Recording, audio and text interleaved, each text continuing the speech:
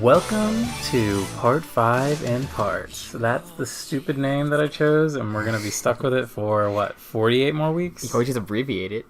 Well, but saying P5IP sounds worse, because then people are... So, say someone doesn't listen to the other ones, they're like, wait, what the fuck is P5IP? Oh, no. I'm Jim. I'm Sam. And this is the podcast that we do, the lesser successful one, where we talk about the Part 5 Jojo anime and how much we like it. Yeah, we talk about it in arcs, and usually pretty much by the stand fights, and maybe the one or two chapters or episodes that are not titled for the stand fights. But this one is Six Bullet Appears Part 1 and 2. So also known as Sex Pistols. Sex Pistols Appears. Yes. We were debating whether to save this one for next week after episode, but we kind of try to guess because we haven't a good idea what's gonna be. Yeah.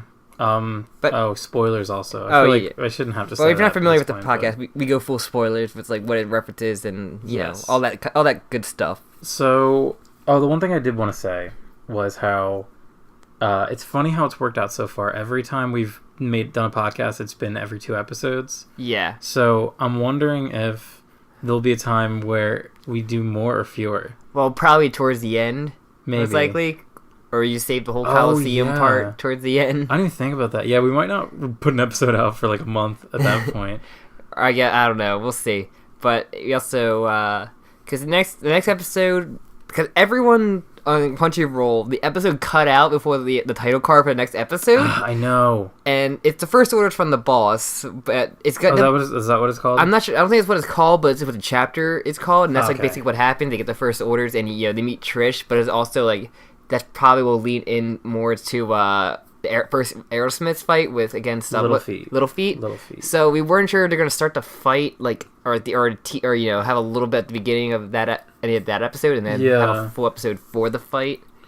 Based on the pacing they've done so far, and just comparing it to the manga length of Part 4 and the anime length of Part 4, they probably maybe will tease the Little Feet fight next episode. I don't think we're gonna get into it though. I think he'll shrink, and then that's the end of the episode. Yeah, maybe. I'm pretty sure that's what happens. He just randomly just starts shrinking. Yeah, and sorry, I was gonna say something. Oh, I feel like we're gonna get a lot of time with Trish and the gang. I feel like Trish introduction. Yeah, I feel like they're gonna spend a lot of time. Well, David Productions really like to give those large bits of time. First half will probably be them finding the money, them getting the orders from the boss, going to the location and meeting Trish. She's in disguise. Trish tells Narantia to grab her certain stuff, and then he shrinks down at the end of the episode. Yeah, they gotta. I'm pretty sure they travel back to Capri. Do they? I know they travel. Oh, maybe they don't. I'm pretty sure they don't stay on whatever island they're currently on, which his name I forget. Wait, aren't they? No, they're on Capri. Yeah. I think they travel back to not Venice, the other one. Naples. Naples is where it started. I might be wrong.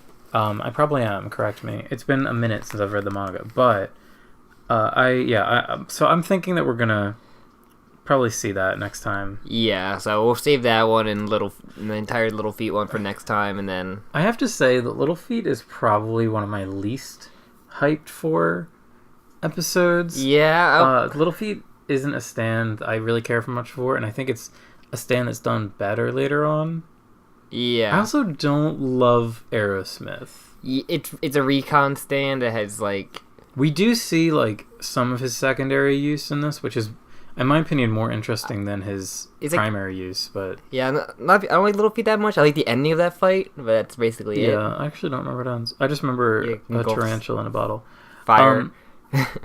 Lots of fire. All right, let's actually talk about the thing that we're supposed to talk about. Yeah. So the big thing, everyone was waiting for it, and now our take is going to be ice cold because we waited a week and a half to put it out. I had a very busy work week. Yeah, sorry. No, Black Friday kills me. I was pretty busy too. But the dance. Yes. JoJo characters on a boat dancing to knockoff prints. Yes, the dance that only appeared in little small pieces in the.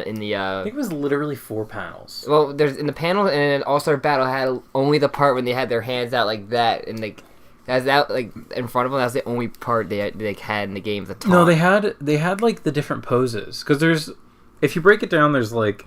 Well, you could break down the dance scene. It was just the one panel with their arms forward, they go crushing their knees, like, and going back a little bit. That's the main thing that they're taunt, like Fugo's missed. There's like two though. There is more than just that one. Yeah, but that's the one that was in the game. Okay. In the game, there's more. I've seen it. I've seen them like cycle through it before. You can pull it up right now if you don't believe me. But, yeah. So what was the song they covered or like the Prince song? So, sorry. Pussy Control, or known as P Control, is a Prince song off the album Gold Experience. So I'm pretty sure there isn't a song called Gold Experience. The album is what the stand is named for. The stand's named after the album. Yeah. And it's like really funny because I'd never heard the song before, like probably a lot of JoJo fans. And this scene is just so good. And they tweak the song like a little bit. They add the vocals are like really funny in this one. So Pussy Control is a song off the Golden Experience. Yes, and the Dave Production or whoever is involved in the anime made a sort of a royalty-free version. Yeah, that kind of mimics the chorus a bit, where he's like, "Pussy Control." Yeah, you showed me a little bit of the song, I think. Yeah, it actually is a good song. The song is actually about a woman or a girl who was like kind of abused on the like by like boys when she was younger. Like she just get like kind of beaten up because they were stronger than her and she was a little girl. So her whole thing is like then she gets to stand and moves her heads and then dances on their bodies. Yeah, all right. She gets Metallica stand actually. It's really weird. Cool. It's a weird Prince song.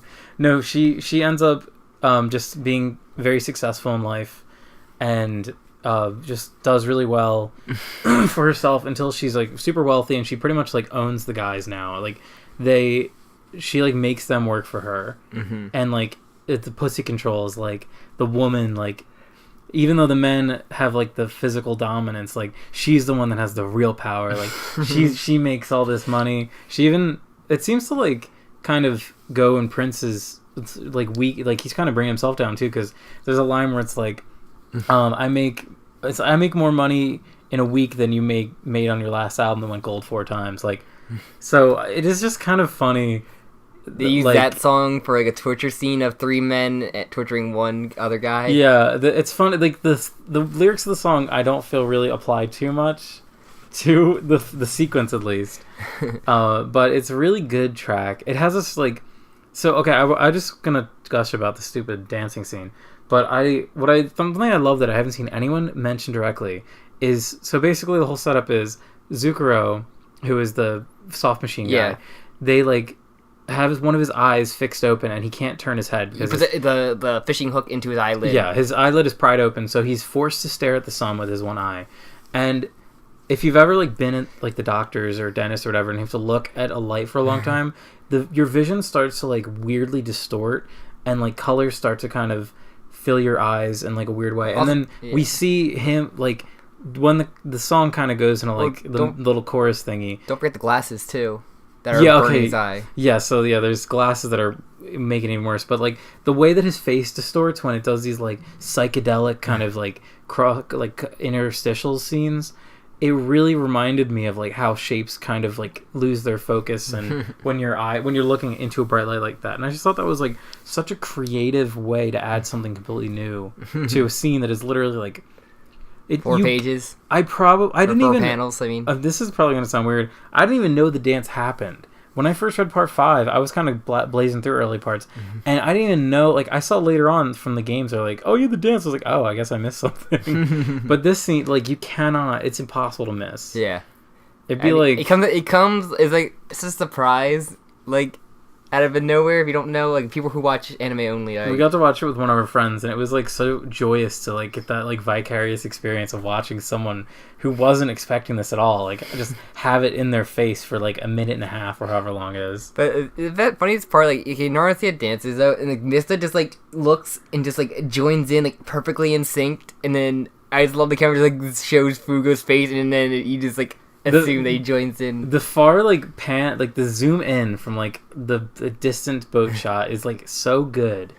and I love it so much. But like that's the best thing that they adapted about the original panel is like it starts out with Narancia, and then like there's a like in the background you see Mista kind of like peeking over. He's like, "Oh, we doing this?" And then like he jumps in, and then Fugo does the same thing. I want to know like how much they actually did the choreography like in the gang like while they're at the restaurant. Yeah, that is the best. The greatest implication of this is like they definitely put a lot of work into it. Also, I guess his boombox is fixed after Mista poured not Sprite on it. Yeah, that was like such a random like continuity error that I just don't even fucking care. Like it's JoJo. I'm sure that Bruno had a few extra boom boxes hidden away in like his butt or something. Maybe within the other boat. I don't know. Oh, that's not a bad. But I could swear Narancia like bought It did break. He said I brought my boombox and it broke, so it shouldn't have been working. Oh no. Unless he used Moody Blues to hold it. No, rewind time to see what it looked like, and they fixed it. Can Moody Blues actually like go back to an inanimate object? I was like, he cannot. Okay. Well, except clothing. Can it do clothes? And he can do. Wait, just okay. the clothing? I meant like just but we see in the scene where Moody Blues, like right after this, Abakio uses Moody Blues to like replay the call, and you hear Sale's voice through it. So Moody Blues, I was joking, but Moody Blues actually does affect inanimate objects. I guess that's interesting. Broken stand.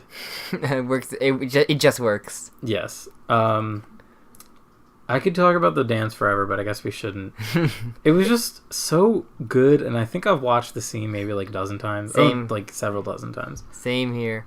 But yeah, so they eventually, they had to get on to the island first, or two guys can go on the island to like take out Sale before they land. Because he had a motorboat where they had a sailboat. Yeah, because he'll get there way before them. So Mista and Giorno go, and then also a scene I love. It's just like Giorno scouting with Mista like just fucking around. Oh, you missed some key thing. So they get there on a fish. Yes. That is literally like a foot long, and neither of them are wet when they get onto the shore. Or their hair. At all. Yeah, and it is just like... Don't worry about it. JoJo is operating on fucking dream logic at this point. No one gets wet in JoJo. It literally is like dream logic. Except, who's that one guy that got really wet?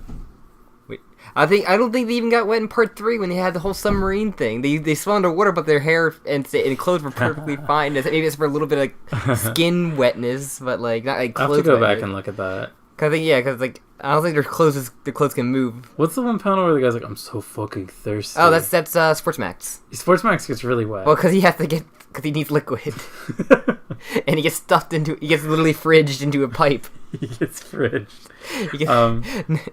So what was I gonna say? But yes. Oh yeah, so we have the amazing scene. This really is like probably one of the best episodes so far of JoJo. But they also do my favorite Mista pose where he has like the finger like on his shirt, like and he has like his fingers on his crotch. The crotch, but like on his like the bottom of his shirt going into his crotch, like that kind of thing.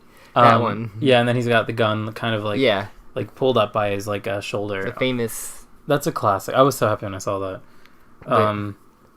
But yeah, it was really a great scene where he's feeding 6 bullets. Yeah, when they landed, they have 6 bullets. Well, during that thing, like I completely forgot. Like Mista just pulled out like a table, like wine, salami. So he didn't necessarily pull a table out. He probably did it on a rock. So I don't know why I'm trying to justify. So where did he get the dinner? It was in the bag. What? Okay, so this is one of these things. The bag, the waterproof bag that had the radio also, and it also had a tablecloth. It had. We have to assume. Wait, do revolvers work if they're wet? Yeah, I believe they're very reliable. Yeah, I think they do compared. Okay, because I think it's jammed up in the chamber. Yeah, I was gonna say. So his gun? No, his gun's probably just in his crotch still. Or Sexuals could probably like wash it off.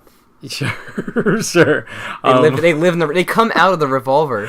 I know they do. But so the steps it would have taken for the scene of him feeding Sex Pistols, he needs the bottle of wine. Okay, yeah. There's a bottle of wine. There's a cloth. There's I think cheese. There's definitely salami, which he all would have had to have wrapped. He would have had to wrap, like, put that in like vacuum seal bags or like Ziploc bags at least. I'm pretty sure the only person that actually bring food onto the boat was Narancia. Yeah, like he's the only one on the show actually buying food. All right, here's my fan theory that I just came up with for JoJo. Your fan theory is great. The scene when Giorno sacrifices himself to Soft Machine is actually Giorno dying. Giorno dies, and while he's dying, what's that one story where the Civil War guy gets hung, and as he's hanged, he imagines he imagines the noose breaking, and then he goes back home, and then he slowly realizes like he experienced like weeks and weeks of time while his like brain was dying. That's that's what part 5 is. Giorno's brain is dying, and he is imagining that like him and Mista aren't wet on the beach, even though they just swam for 20 minutes. So saying Soft Machine. Mista's making food appear out of nowhere. They're saying Soft Machine power was to actually shank people. Soft Machine killed Giorno. He killed everyone on the boat. The rest of part 5 is a fucking hallucination. The dance scene was a fucking Giorno brain dead hallucination. You were literally the Alex Jones of fucking JoJo. But no, the point I'm making here is like, stupid stuff has happened before in part 5, but this shit is like literal dream logic. Like, there is nothing that makes any sense about like these stupid non-important details of Mista pulling these food out of nowhere and feeding his stand. Sure, Jim. Which is the first time a stand is needed to be fed. But why? Ghosts exist in this world. That's true, but I don't see how relevant. Literal ghosts can just, if you die, you literally just come back as a ghost if you want. Yeah, that's just your spirit. But at least that's something that's established, like, within fiction, whereas just, like, with this fucking shit, it's, like, every few seconds, there's, like, oh, Mista is, like, he's cutting a sausage up, so he had cutlery in there, too? It'd be like, oh, I want to go to that restaurant, but I can't. But it's just like, then you have a restaurant on, you literally went there, stopped for food, and came back. You can only imagine that Mista is, like, fucking prepared for the apocalypse. Like, if he has that much just for lunchtime, like, what else is in that waterproof bag? But during the moment, I do love Giorno's eye just being completely blacked out. It's like, yes. Are you fucking serious? Look to him. It's very funny. It's very relatable. But it's a very good way to relate to Giorno in this scene. And get an introduction to Sex Pistols, which I fucking love. Obvious reference to the punk band from, I think, the 70s? Or late 70s? Yes, the band Six Bullets. Six Bullets. With Anarchy in the United Kingdom. Or Chaos in the United Kingdom. Chaos in the United Kingdom. Chaos in Britain, Sam. Chaos in Britain. With the famous songs at the same title. And what's pretty vacant, like a good edit of like pretty vacant. My brain right now. Cute, not there. I don't know. I can't think of a good one. But yeah, so I do love Sex Pistols. Like probably one of my favorite, probably the most personality of any stand. Sex Pistols are incredible, and I love them very much. They are the most personality of like any stand in JoJo, I think. Yes, and I love that we get to see them so early on because they do come back a lot and in good ways. Yeah. I'm really like my favorite is I don't know what number it is because they're all the fucking same, but 1, 2, 3, 5, 6, and 7. Yeah. I don't know which one it is because they're all the same, but there's one that is like hanging out with Bruno during the fucking Grateful Dead arc, and it's the greatest because he's just screaming at Bruno the whole time, like, no, don't die, and I love him. And then number 3, I think, is the bully one, and number 5, I think, is the crying one. So I think the logic is that number 5 would have been number 4, if they weren't renamed. And that's why he bullies him. Someone broke it down. It's stupid. Like number 7 goes his own way. He's like a MGTOW. Sure. Number 1 is tons of fun. Number 2 is actually a Jew. Are you serious? No, I'm just rhyming. Number 3 is good for me. Shut up. Number 4 shut up. Doesn't exist. So Jim's gonna shut up now, and we're gonna shut up now. Sure. Oh, classic bit. I'm like really tired. So am I, but I have more like common sense going through this. So yeah. Fuck you. But so they go into the actual thing of like calling in like a fake like message from what's his name? The guy who had Soft Machine. Zukuro. Zukuro, which is sugar. That he's like looking for someone or looking for his contact and to try to lure him out to sail out, and basically we get him inside the I guess it's like a little guard it's like a little I don't even know. So they're at a marina, and it's some sort of communication room. Yeah, kind of like an air traffic control room, but for like boats and everything. And so he's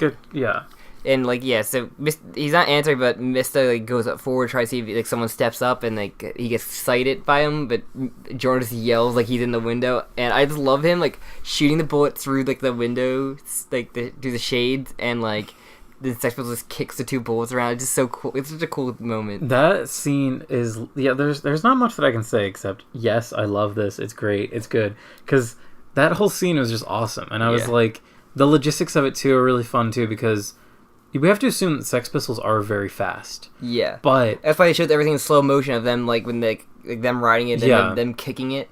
Well, what's cool is like so he shoots two bullets, and the one bullet that's ahead, the Sex Pistol jumps off that one because that one is a missed bullet. So they both team up on the second one to redirect it and hit him in the leg. Yeah, and I just thought that was. I never thought about that before. Like, of course they'd have to be really fast. It was like an Achilles. He got shot in, but he was walking pretty good from like. He looked like he was struggling. He was struggling, but still pretty much better than normal people get shot or hurt in the Achilles.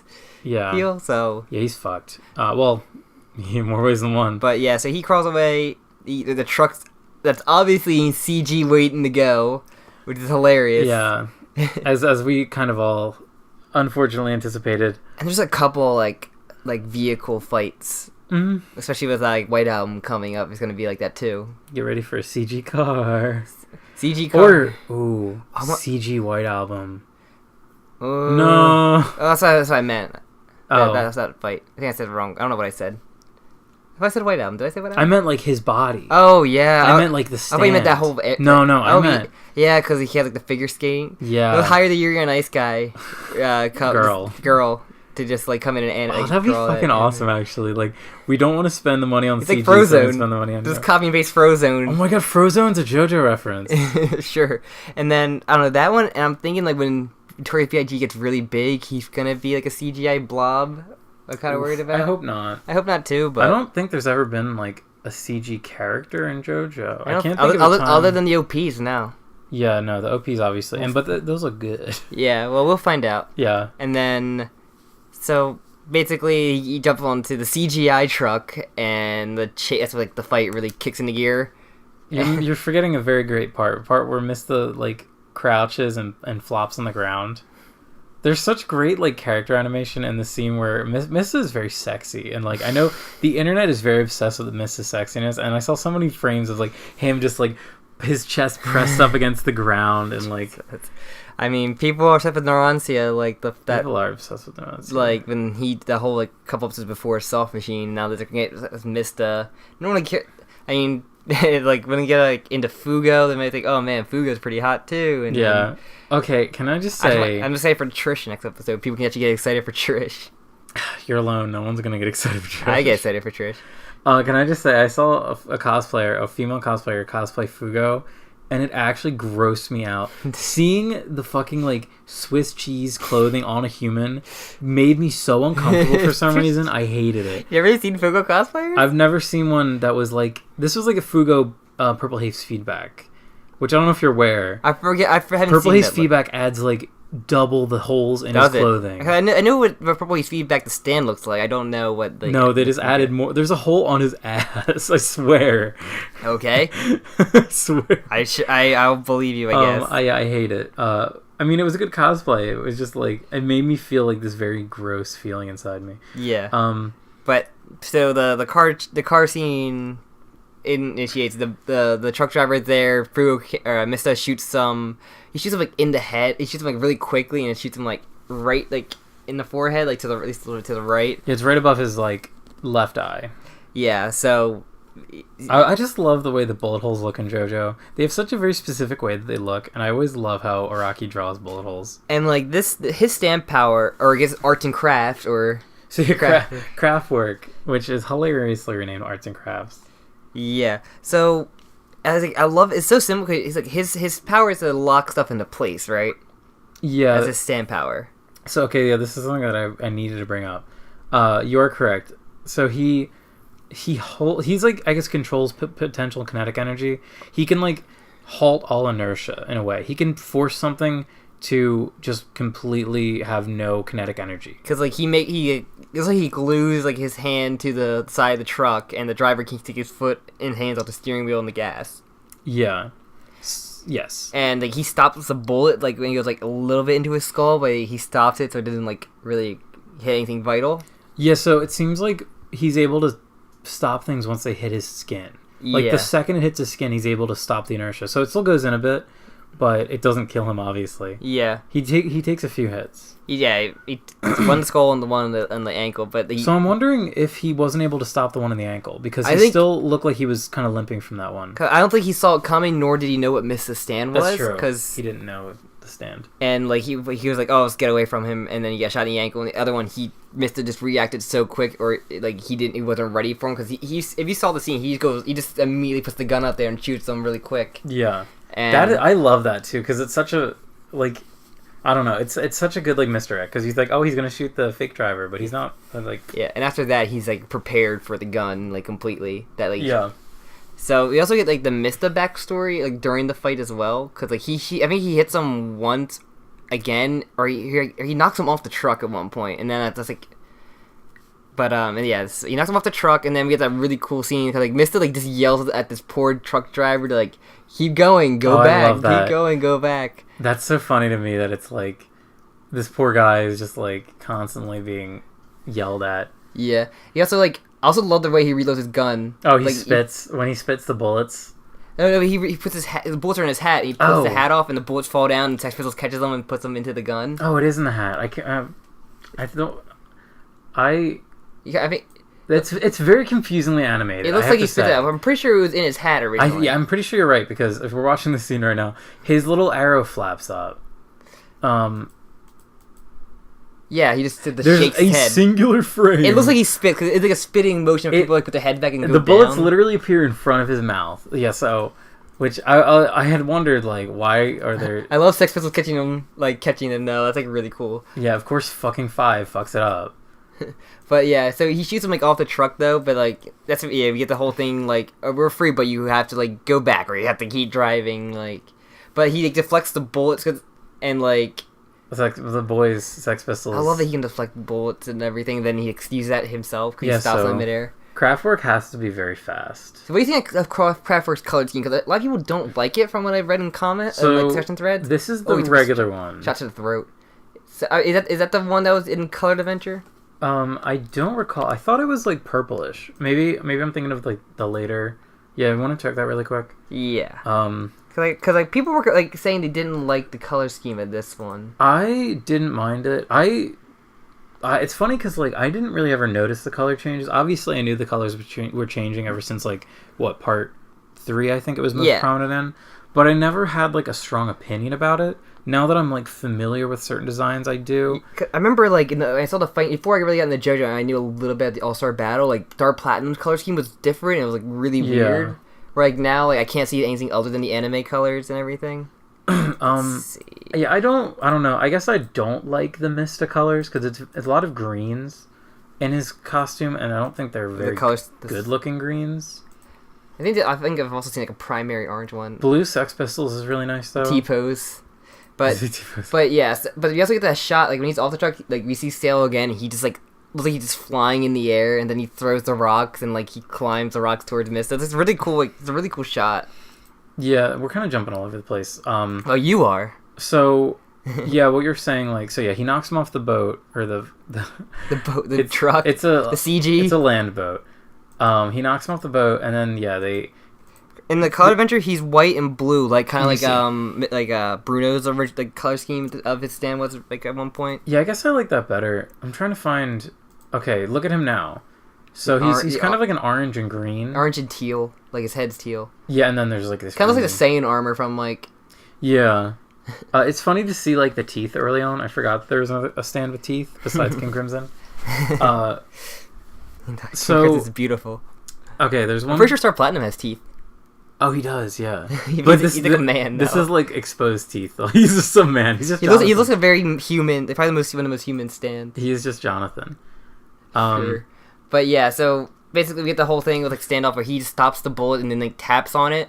Where you said you had a problem with that, but like it's like he's like I can't really aim it accurately if I just hit it like really like, punch it. So we have to do it slowly and build up the momentum slowly, then shoot it with like. So it is an extremely cool way of using his power that I think is really clever, and I like it a lot.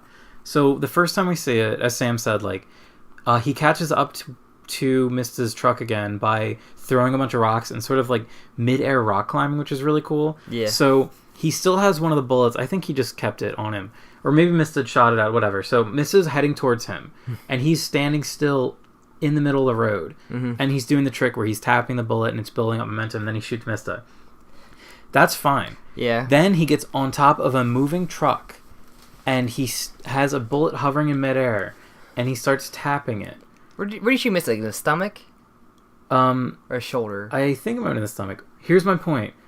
How if his power is to halt the momentum of something. Freeze or halt the momentum. Why is the bullet staying there while the truck is moving? So the bullet is hovering while they're on a moving truck. So I think it's just a weird thing you can't really have on there just because of like it doesn't work. If you think about it, yeah, it doesn't work. But you just kind of have to do it for just like the story and the fight purposes, where you kind of like have to believe it. Just like it's just like gonna be in front of him. Yes, I just think like it's not like it could like him holding the Kraftwerk holding it with a finger and just doing the tap. Even like if Kraftwerk was holding it with a finger, I wouldn't have that much of a problem with it, even though it still wouldn't make sense.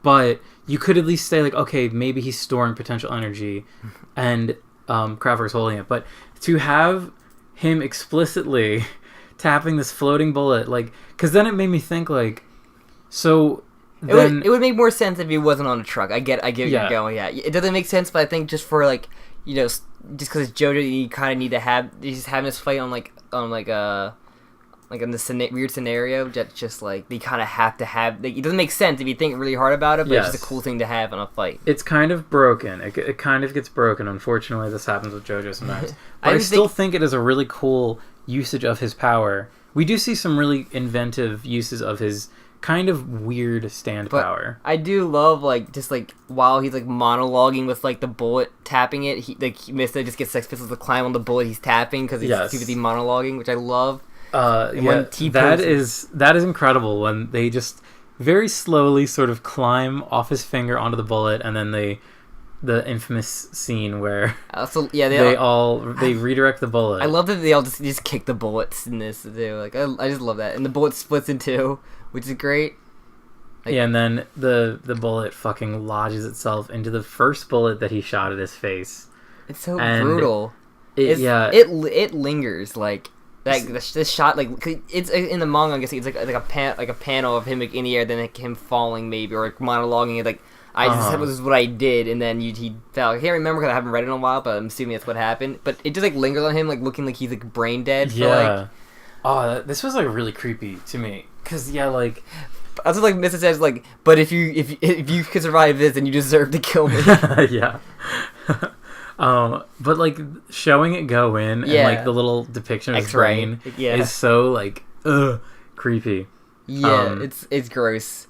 But I thought he was gonna fall like backwards like in front of the truck too. Like it's amazing.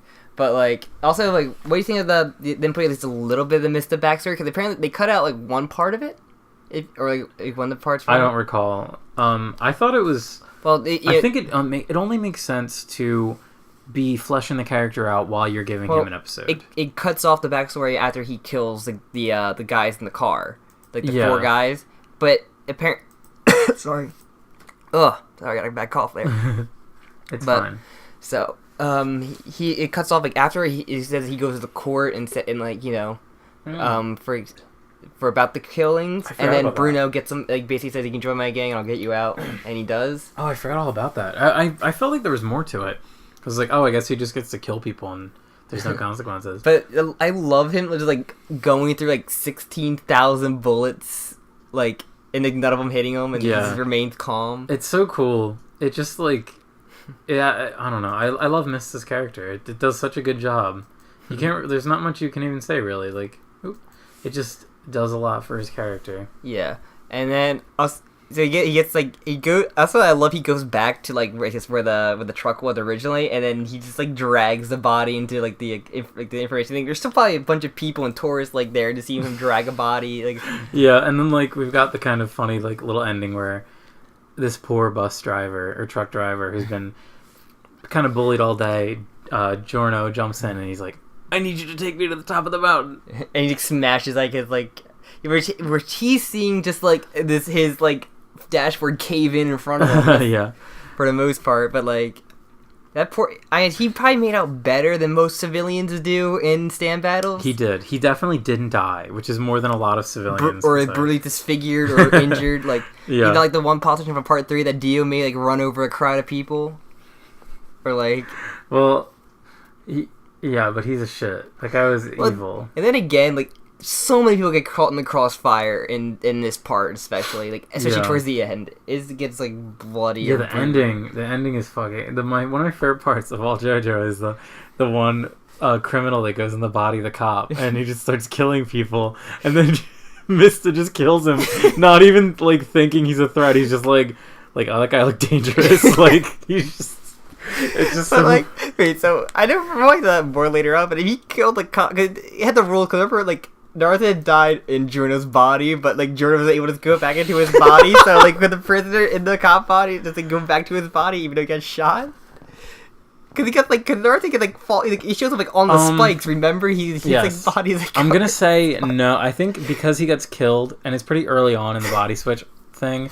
I think that he's dead for good. I think his spirit died. Okay. But then the cop, I guess he just gets to be a criminal now. I mean, if Giorno healed his body. Then maybe he can return to it. Oh yeah, because he does with his own happens, body. Right? That's what he does. I'm pretty sure he heals the body up, and then like goes back because his body just like, oops, I guess I'm going back. I love the one thing I do love about that is like how they all keep their stands. I think that's like such a great that's a cool conceit thing. Where it's like this is them, this like is the stand is them. This is how you figure out who's who. Yeah, that's true. So, Mr. Trish is the best. So good. I fucking love Mr. Trish. Also like Bruno, it's like Diablo, but like it's I love that. Oh yeah! I can't wait for it towards the end. It's gonna be a clusterfuck. Fucking great. It's gonna be a clusterfuck.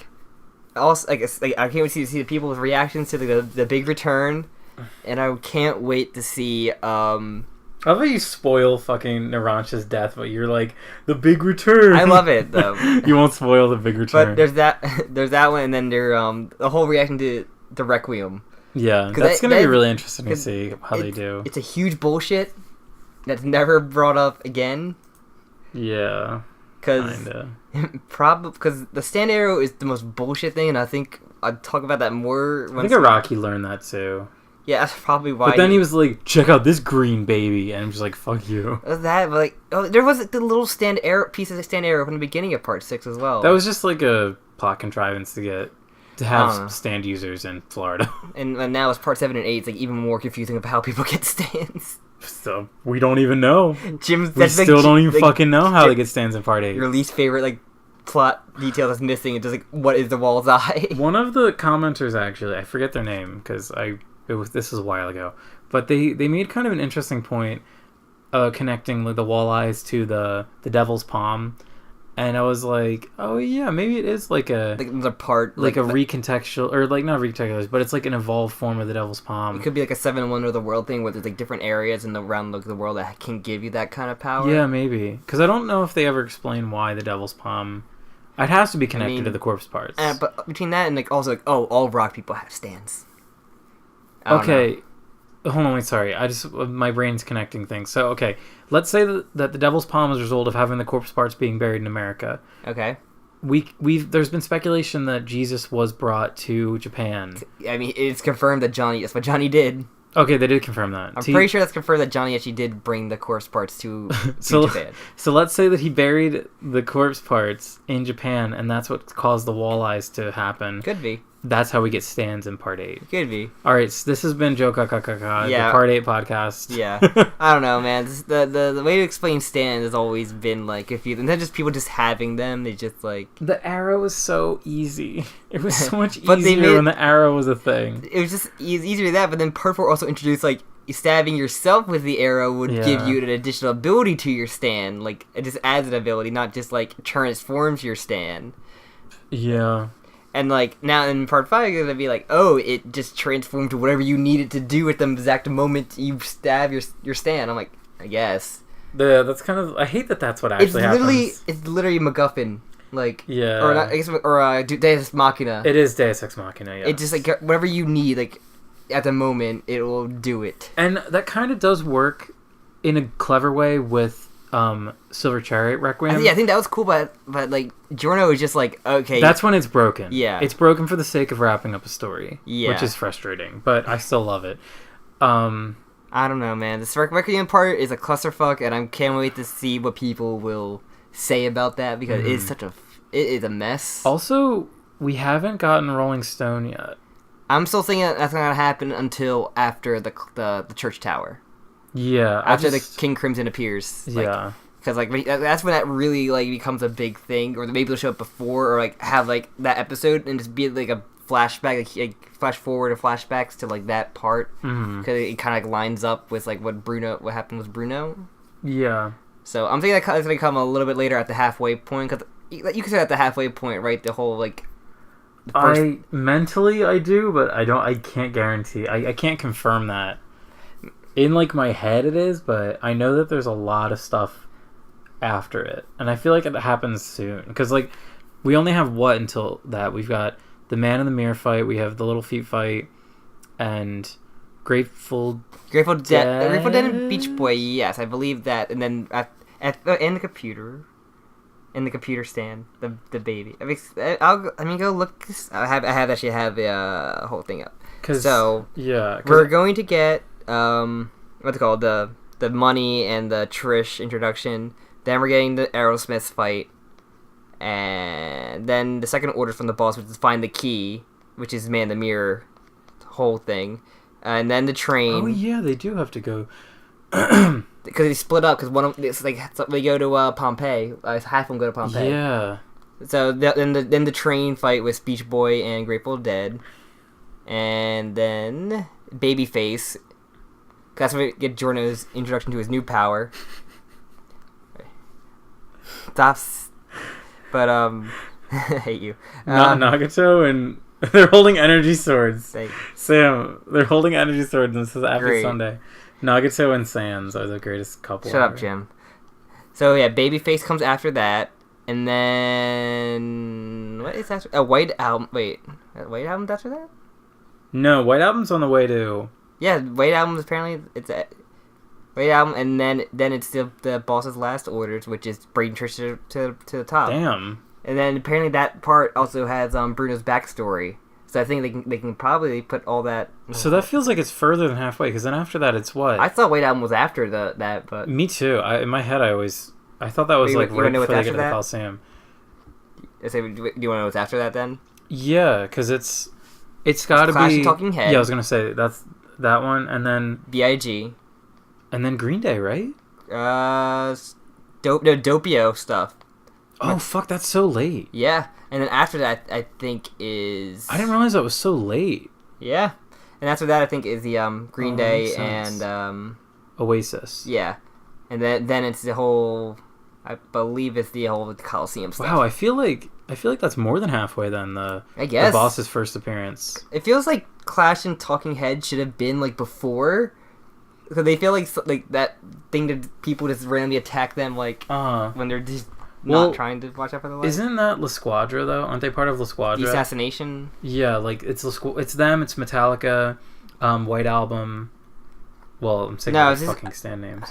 I thought these are just the ones that could be. I think they're the ones after Trish to kidnap her. White Album, but everyone after they betrayed the boss at the Mystery King Crimson chapter. La Squadra Executions. Hold on, sorry. Because the other one is just like gangster trying to get. First of all, the ones trying to get the money from those two, and then it was trying to kidnap Trish to get use her as leverage over the boss. Uh-huh. And then the other ones I think are just like his assassins, like Clash and Talking Head and I forgot that Metallica's user's name is and B.I.G. and Carne himself. Oh wait, no. So prosciutto and formaggio. Oh wait, no. Little Feet guys are like part of it. All of it. They're all over. Or sorry, did I say Little Feet? The La Squadra. La Squadra guys all over because we've got White Album, who's like it's White Album. It's Pesci. Beach Boy. Yeah, it's Grateful Dead. It's so the La Squadra are pre-meeting the boss. Okay. And then Risotto is the last one, I think, and he's fucking awesome. I fucking love Risotto. Everybody loves him. He's like one of people's favorite parts of our time. I love seeing JoJo characters' ages. I mean, it's so right. He funny. always like had those weird like bio things of just like what and the weird things they like or some shit. Those little trivia facts. But yeah, I like the whole schedule. I guess it's like 2/3 of the way. Like 66% is like the whole. Is the what's it called? The betray thing. Yeah. And then they go on the run. You get like two like kind of stand the week boss fights, and then you get like the big Doppio fight as well, and then you get the what.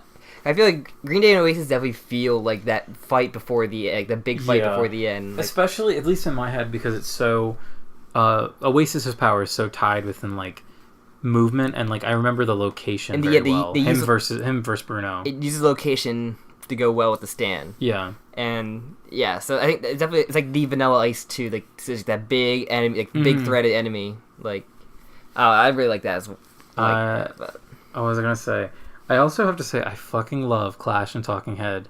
They're like my favorite gay couple in all of JoJo. Do you remember? So like I was thinking like Vanilla Ice. Do you remember the Part 4 one? Like I think the last like stand of the week fight before Superfly. Well, that's one of the few ones, but that wasn't. I think the last of 4. Well, you've got If you can name the last 4 stand and up they had that they fight and then a Part 4. Like remember that in the show they had the Thursday. Yeah, that I remember. Do you remember? Superfly was one. Superfly. There's I always forget the name of it. Which one? The one on the back. It's 2 words. It's like a thrash metal band, right? They had a song Guitar Hero. Oh, that's like a million. Def Leppard. No. It's just very tricky. Just tell me. It's trick? Cheap Trick.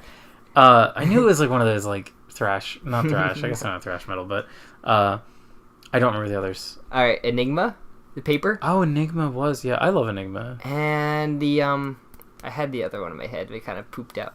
How dare you? You monster.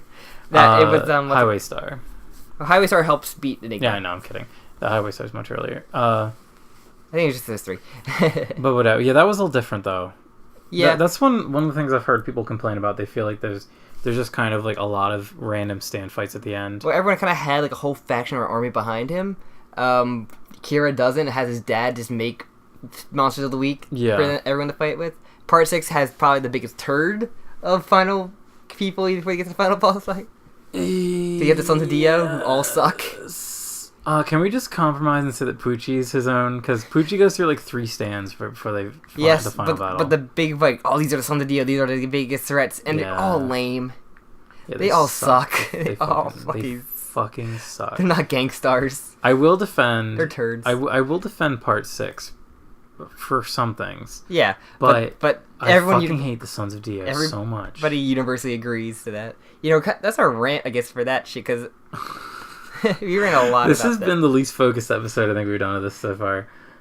Because like he beats the corpse to go away, and that's the end of the episode. Then they cut off before the next episode title even drops. Yeah, we haven't talked about the actual episode for like 20 minutes. Yeah. Let's just keep talking. No, I guess like so we basically made a prediction already what's going to be the next episode. Yeah. But yeah, I really like this episode. I kind of because Part 5 is kind of foggy to me, like for like certain fights more so. Kind of what? Forgotten. Oh. Like forgettable for me. And this one especially. Like I remember the truck and I kind of forgot what the stand did, but like well, now that we just went through the whole fucking thing, I am a little I don't know. I had in the past looked at Part 5 a lot, so I knew like all the stands in it. The order was just a little foggy for me. Yeah, we went through that. Part 5 has like I think some like probably the best like stands per capita. A lot of duos. Yes, which are awesome. Because it's, like, the coolest way to... Like, so many stands synergize so well with the other ones. Because we're going to have Beach Boy, Grateful Dead. We're going to have, like, Green Day, Oasis, what's it called? With the... Talking Head and Clash. Talking Head and Clash and Talking Head are so cool because they're such, like, weird stands that work together in, like, a very interesting way. Well, we even get the team ups with, like, the Passione himself, like, do it. Like, you already had, like, you know, like, Bruno and, like, Avaccio had to fight, like... Soft Machine. Yeah. Even Giorno, like, those three, they had... It was supposed to be Mista and Giorno, but that didn't happen until White Album. I guess they didn't make up for that until later. Yeah. Fugo and Giorno have their adventure inside the mirror. So, like, we get the team up, which I kind of wish there was a little bit more of that, because, like... That's, like, yeah, I think that's where the fighting games are the most fun, because they just kind of, like, give you fun fan service. The best part of Eyes of Heaven are watching the team up attacks, because, like, I love seeing, like, Fugo throw his little, the balls, like, the toxic balls, and Darcy, like, shoot them with Aerosmith, like, while they're in the air. Yeah. And, like, very, very fun, because it's, like, these are ideas that Araki could have potentially wanted to do, but he might not have been able to or thought of them. But the Giorno Dio one's really good. Do you know? We're talking about the... Sorry, I had a phone call. We're talking about the the dual heat attacks. Yeah. And how they're awesome. I think you said the Giorno Dio one. Giorno Dio, like... fucking incredible. Yeah. Fugo and Marassi have... Like, a lot of the Passione have on with each other, like... Yeah, you can tell that the people making it really wanted to. But everyone had a family one except for Trish and Diavolo, which I would have loved to create one for that. It would have been so interesting to like make one for that. There's just more proof that Trish is just an afterthought. She made it to the game. Say more about that than Hot Pants. Tragic. Diego got 2. Meat spray. I love meat spray. Diego got 2 places in there. Wow, that is really kind of dumb, isn't it? They put the AU one and normal Scary Monster one. Scary Monster was way more fun. I'm sure. I love Scary Monster Dio. I want to be Scary Monster Dio in real life. It's just a shame that I haven't done them play very, very fun. Yeah. There's a lot of fun fan service and, like, the story modes, like, it's enjoyable to go through, seeing characters interact, but, like, I wish there was more interacting and, like, more of the fan service, I'm not sure if they're going to make another one. I kind of hope they keep making JoJo games because they're a lot of fun. It's funny because it is, like, well made. Like, the production quality is really good. Yeah. But, yeah, I would take away the fan service if we could have, like, a Dragon Ball FighterZ version of JoJo. Capcom comes back. Where they kind of scale it down. Actually, there's a lot of fighters in Dragon Ball FighterZ, aren't there? Yeah, there's a pretty big, decent roster with the DLC as well. Yeah, like, I would love to, like, play a, like, competitive JoJo fighting game. I remember All-Star Battle where, like, some people are completely broken because they have to. All-Star Battle sucks. It's not good and it's bad. I remember watching it was a good $5 that I spent. I remember watching a video of, like, a guy who was, like, Rohan. He had, like, very little health, but he kept... He did like his like special where he's like he makes them say like I won't harm Rohan, so they can't use any of the buttons. They can only like block and like for a little bit, and like he's kept coming back because he kept hitting that. Horrible. It's hilarious. You ever see like the level where you have to fight Poochie with like it's so stupid. The whole like I appreciate the lengths that they went to recreate Poochie's whole shtick where he's got to say like 14 different code words, and then he gets the green baby, and then he's got to like float up into heaven, like. But it is unrealistic to ever fucking do that. It's like Phoenix Wright in Marvel Capcom 3, where he has to do all these little micromanaging things to like. It's probably even more time consuming though than that Phoenix Wright one. Like, it just doesn't make sense. It's not good. It's a single button masher. Like, give me a cool ass JoJo fighting game, please, God. Maybe one day. That being said, though, as I said before, the fan service in Eyes of Heaven is incredible, and the animations and character designs are impeccable. And like the story mode, like it has some really like cool little things. Like you fight Arena, not Arena. Who's the old lady? The old lady from part 3. From part 3. I don't know her name. The old lady, she had like the zombie stand. Yeah, you fight her and like a bunch of zombies. Like at one point, you do have a poker game against Darby, which is really cool. That's fun. You do fight like zombies, like vampires, stuff like that. Yeah. I mean, you do fight the raptors, which is pretty funny. But like, he knows how Joshu made into the game. Yeah, I kind of wish they expand more. Enya. I knew it was with the E. I just said Arena because that's Jonathan's wife. How dare you? But Yeah, I kind of wish they've had more Part 8. I guess, like, with now, they have, like, a bunch of people they can use now, but still, they only had Jojo, and I was, like, barely introduced to his stand. Mm-hmm. They probably just didn't know. Like, it's much more of a safe bet to add characters from older ones than it is, like, adding Yasho, even though Yasho is a no-brainer because she's a fucking Joe bro. Like... Yeah, but now they'll probably give her, like, a staff or something, that's what she had in, like, the Blue Hawaii. And, like, they'll find the little things they can do. They'll put doggy style in there. You should give her a needle that she stabs the enemy's eyeballs with. Maybe Ooh could be in there. We'll find out. He'd be interesting. He's, like, too new. Yeah, but he has a... Planet Praiser is a no-brainer. Like, Planet Praiser would totally fit. We'll see. I hope they get the announced one soon, because we're getting that age of making that, because Fighter's so successful, I think they're gonna get in that age of, like, more anime fighting games. Ah, God, I hope. Because, DBZ was always a fighter. Naruto had some of those big over-the-top ones that were a lot of, like, I played through those, and those were really fun. They had, what's some other fighters? And they had the Yu Yu Hakusho one on PS2 forever ago, but, like... There's an old-ass Ranma PS1 game that looked like shit. There's an Inuyasha one that's like that, too. That's, like, old as shit fighting game. And, but now we're getting that Kill la Kill fighting game. Which doesn't look good. Yeah, it's really weird, like, 3D, like... arena fighter, and like, I feel like this is gonna be a controversial opinion. I don't think there's ever been a good arena fighter, a 3D arena fighter. I like the Ultimate Ninja games. I think that's probably the best way to go through Naruto. Are they good? Yeah. Are they good fighting games? I have a lot of fun. I had a lot of fun playing those. But are they? You can have fun. I played them competitively before. Okay. I had a lot of fun. There's just, like, the older ones, like, they had to change because you had the substitutions, which is, you turn into a wood block kind of thing. Yeah. And, like, you had infinite of those, so you had, like, but now they had, like, a limited number of them. But, like, it's a lot of fun. It's a lot of fun competitive. I think the best way, because they turn some of the fights in, like, a little bit more action, like, over the top, but they look really good because they nail, like, the visual for it. Yeah. And I think that's the best way to go for that long ass story without being, like, angry as much. I don't know. Like, I'll never understand why people cling to Naruto so much. Like, I was listening to an old Super Best Friends podcast, and they were shitting on Naruto, and, like, they had people that were messaging them, like, stop hating Naruto! And then, like, they got a message from another guy who was like, yeah, I'm a mod at a Naruto website. This is when Naruto was still, like, being written. They're like, we all hate it at this point. We all fucking hate it. We're just sticking around for it because we need to see it. I'm like, we made it this far. Why? Like, that's the worst mentality. If something's bad and you don't like it, stop. I know exactly what point it started to really dip, but... Just don't... Like, if I actively started disliking My Hero Academia, I wouldn't watch it. Because unless it's, like, so bad that it's trashy. I guess that's different. But. I don't know. It just, like... I think... Who was it? I think it was Plague. He made, like, a video about, like, Naruto becoming a hypocrite, which is pretty interesting. Sure. Like, an hour-long video of him ranting, but it just, like... I know almost nothing about Naruto, and I would like to keep it that way.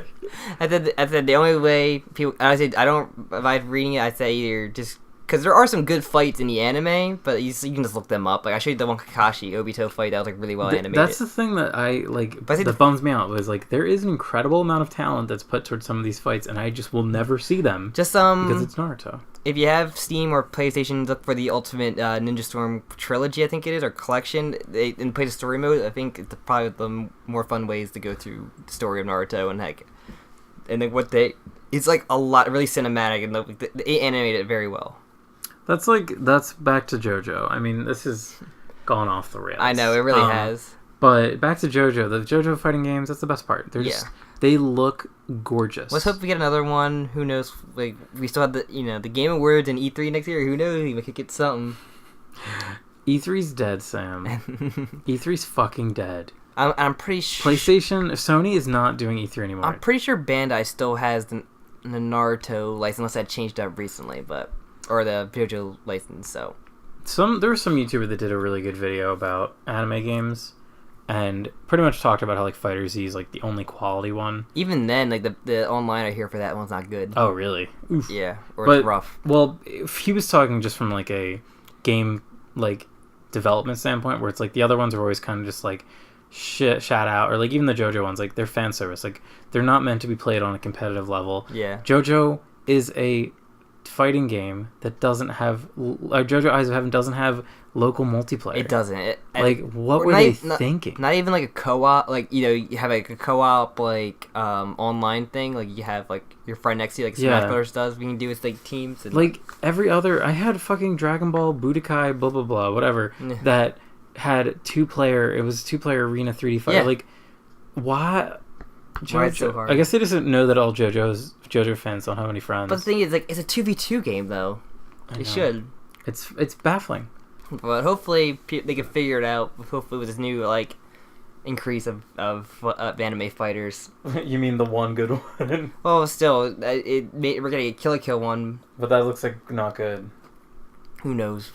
It looks not good. Who knows anymore? Actually, I don't want to hate it, but I was watching a clip they put out recently, and I was like, this looks just like the shitty My Hero one, where it's just like another shitty anime, not good, not balanced, fan service game. Where Kill la Kill has doesn't have the big roster. The My Hero roster is it's so laughable, like how small it is. Yeah. And the characters they put are really questionable. Like they made the earphone jack girl a character in that fight. You gotta appeal to the waifu sim. It just is baffling because Kill la Kill would have been so much better for a really intricate since there's so few characters, have them all be very different, make it a very a contained and balanced fighting game. You know what I mean? It's hard, but when everyone's kind of broken in JoJo, it's hard to do that. But who knows? Yeah, all right. This has been going on. We're not even talking about JoJo anymore. Thank you for listening to this clusterfuck. It was. I love you. We're both pretty tired, so that's probably why. I know this is quite comfy. It is just kind of like a conversation that's happening. Yeah. We talked about some JoJo stuff. Yeah, we talked about the episode. I mean, it didn't happen until the end, and you'll know when people stop watching. You'll check the times. Yeah, normally it's always 99% of people watch the first 12 seconds, and then it dips so massively. I love that. I love that because this is just, I guess, everyone in the world. They just see a JoJo thumbnail and they click it. And they don't even look at the time or anything. They just realize it's a podcast and they close it as quick as they possibly can. Or I guess they listen to, the theme song and they're like, ew, I don't want to listen to this. Because it's always, 12 seconds and then they close. It's fucking funny, dude. It's dumb. If they ever released, a full version of the song they use, the cover they use or whatever this is, I think just make that the intro theme if they ever release it. Yeah, I hope they do release that. That'd be cool. But if you actually made it this far through the bullshit, then thank you. I'm gonna do the thing that other funny people do. If you've made it to this point in the video, I want you to comment your favorite Part 3 stand in the comments. Don't say anything else. Just post your favorite Part 3 stand. And I'll know your favorite purple haze feedback stand. And I'll know you made it this far. But yeah, thank you. Please share, blah blah blah, all that stuff. Yeah, check out our podcast. We do podcasts on Part 8 JoJo called JOKAKAKA. We talk about chapters and they come out. Jim's going way too fast. My brain can keep up with it. We probably should get caffeine in us, but fuck it. No, I have work tomorrow, dude. Do you? Yeah. I wake up 6 a.m. What? It's too bad. But thank you very much for listening if you made it this far. Yes, I love you. Shut up. Bye. Bye.